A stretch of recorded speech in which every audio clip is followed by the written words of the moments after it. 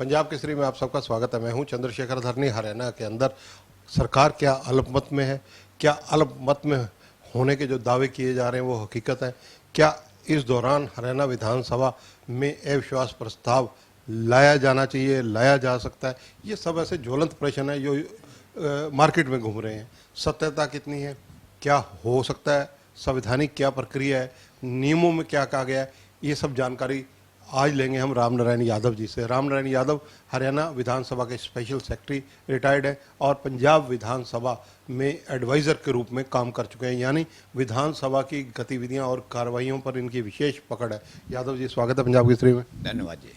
यादव जी, हरियाणा सरकार अल्पमत में, क्या अविश्वास प्रस्ताव इस दौरान लाया जा सकता है? देखिए धरनी जी, सबसे पहले तो ये कि अभी अल्पमत कह नहीं सकते, क्योंकि अभी क्लेम किए जा रहे हैं और क्लेम ये हाउस से बाहर किया जा रहा है। अगर हाउस चलता हुआ होता तो अविश्वास प्रस्ताव आ सकता था। सबसे पहले तो मैं आपको ये बताना चाहता हूँ कि दो चीज़ें होती हैं, अविश्वास प्रस्ताव और विश्वास प्रस्ताव।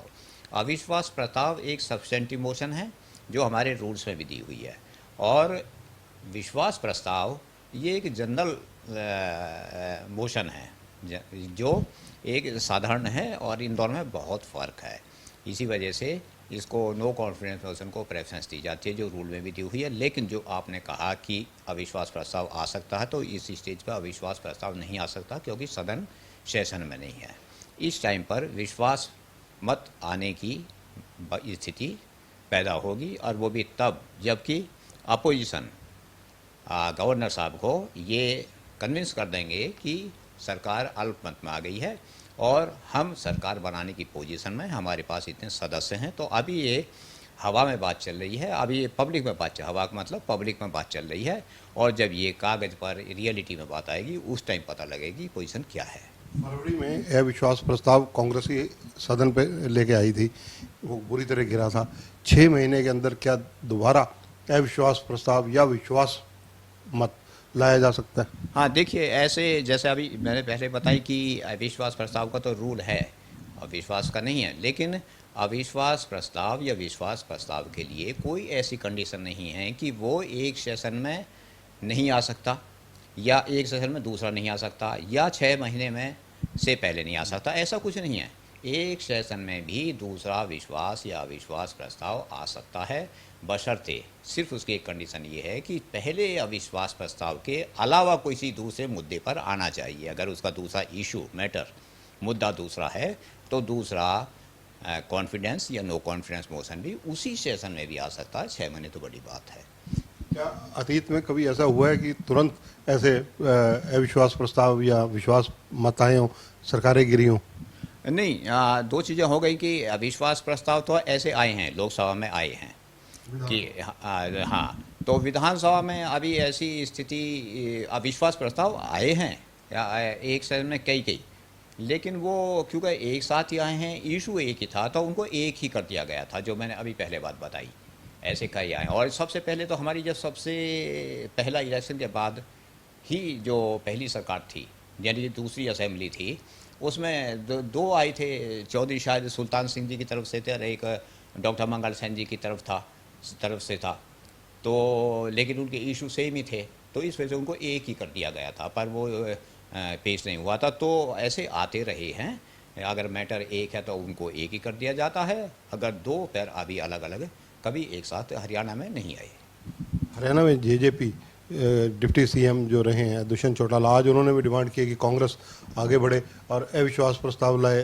10 जेजेपी के विधायक, कांग्रेस के विधायक और निर्दलीय जिस प्रकार से 3 कल कांग्रेस के समर्थन में आए, ये सारा गणित बीजेपी के गणित को बिगाड़ सकता है। देखिए, ये जो क्वेश्चन है, मैं इसको पक्ष और विपक्ष दो चीज़ से लेता हूँ। ये हमारे जो ब्रिटिश के एक पार्लियामेंट प्राइम मिनिस्टर थे मैकमिलन, उन्होंने ये कहा था कि पक्ष का काम है सरकार चलाना और विपक्ष का काम है सरकार गिराना, और ये दोनों पावर स्ट्रगल साथ साथ चलती रहती हैं। तो मैं इसको किसी पार्टी से लेकर नहीं चल रहा, पक्ष और विपक्ष से लेकर चलता हूँ। जैसे ये बातें चल रही हैं, तो ये चीज़ें तब तक कोई अपना रूप धारण नहीं कर सकती जब तक कि विपक्ष राज्यपाल महोदय को सेटिस्फाई ना कर दें कि हमारे साथ बहुमत है, तो आप ही आगे का कदम उठाइए कि मुख्यमंत्री जी को कहिए कि विश्वास मत हासिल करें, क्योंकि इस टाइम विश्वास मत आएगा, सेशन नहीं है, अब विश्वास नहीं आएगा, विश्वास मत आएगा। और उसके लिए फिर गवर्नर साहब अपनी इच्छा शक्ति से टाइम दे सकते हैं, वो 2 दिन का टाइम दें, 2 हफ्ते का दें, 1 महीने का दें, वो भी उन्हीं के ऊपर निर्भर करता है। तो ये सारी चीज़ें गणित के ऊपर पक्ष की और विपक्ष की दोनों के हिसाब से चलेंगी। सितंबर में हरियाणा के विधानसभा चुनाव एक 5 साल की अवधि के बाद जो प्रक्रिया स्वाभाविक है उसके तहत उन्हें अक्टूबर में सरकार बननी है, नए मुखिया जो भी सरकार बहुमत में जो लोग आएंगे, जिस भी राजनीतिक दल के उन्होंने सत्ता में आना है, समय बहुत कम बचा है, 4 जून तक लोकसभा की आचार संहिता है। तो इस दौरान क्या विश्वास या विश्वास प्रस्ताव आ सकता है? ये इसलिए बार बार पूछ रहा हूँ क्योंकि लोग जानना चाहते हैं। हाँ, ये बहुत अच्छी बात है। देखिए, हमारी जो टर्म होती है वो पहली सिटिंग से स्टार्ट होती है, और हरियाणा विधानसभा की जो टर्म स्टार्ट हुई थी 4 नवंबर 2019 को हुई थी, तो 3 नवंबर 2024 तक हमारी ये टर्म है। और सरकार ये नहीं कहती कि 1 दिन के लिए चलेगी या 5 साल के लिए चलेगी, सरकार चलनी चाहिए। अगर सरकार 2 दिन पहले भी गिरती है तो 2 दिन के लिए भी गवर्नर साहब ने फिर ये देखना है कि मैं राष्ट्रपति शासन लगाऊं या दूसरी सरकार भी कुछ दिन के लिए चलाने के लिए।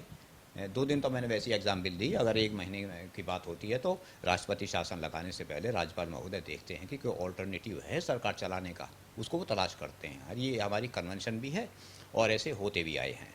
तो चाहे सरकार 1 महीने की है, 2 महीने की है, वो सरकार ही सरकार होती है, चाहे वो पक्ष की हो या विपक्ष उसको अल्पमत में लाके बनाए तो भी वो बनानी पड़ेगी। राष्ट्रपति शासन का उसके बाद में आता है, तो ये सरकार तो चलेगी। राष्ट्रपति शासन की बार बार मांग उठ रही है, विपक्ष भी कह रहा है, कारण क्या है, क्यों ऐसा कहा जा रहा है? नहीं, देखिए, अभी राष्ट्रपति शासन के लिए तो वो लोग मतलब इसके लिए हमें संसदीय प्रणाली जाननी पड़ेगी। राष्ट्रपति शासन का विषय तो बाद में पैदा होता है जब कोई सरकार बनाने के लिए तैयार नहीं है। पहली बात तो ये है कि जो सरकार आज चल रही है, अभी इसने बहुमत नहीं खोया है, बहुमत तब खोएगी ये सरकार जब विपक्ष इनको सदन में हरा देगा, और वो भी तब जब राज्यपाल महोदय मुख्यमंत्री जी को कहेंगे, सेशन आएगा और वो टाइम देंगे, तो तब ये डिसाइड होगा। और उस टाइम भी अगर कोई पोजीशन सरकार बनाने के हक नहीं बना पाएगा तो तब राज्यपाल महोदय देखेंगे कि मैं अब क्या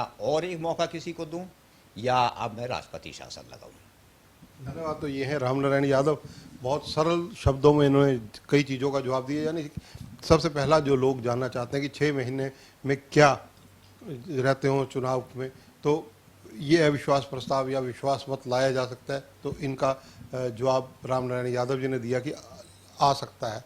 लेकिन राज्यपाल महोदय की सहमति, राज्यपाल महोदय के पास जो विपक्ष है उसके पूर्ण बहुमत का साबित होना, ये सब चीज़ें निर्धारित करेंगी कि ये आगे क्या होने जा रहा है। फिलहाल हरियाणा की राजनीति गरमाई हुई है, और राजनीति में संविधान की बात करना, शायद लोगों को समझना बहुत ज़रूरी है कि हमारी संवैधानिक प्रक्रिया क्या है। इसीलिए हमने यादव जी से बात की।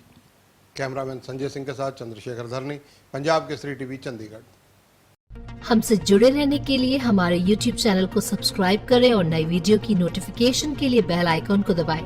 अगर आप ये वीडियो Facebook पर देख रहे हैं तो लाइक जरूर करें और ज्यादा से ज्यादा शेयर करें। धन्यवाद।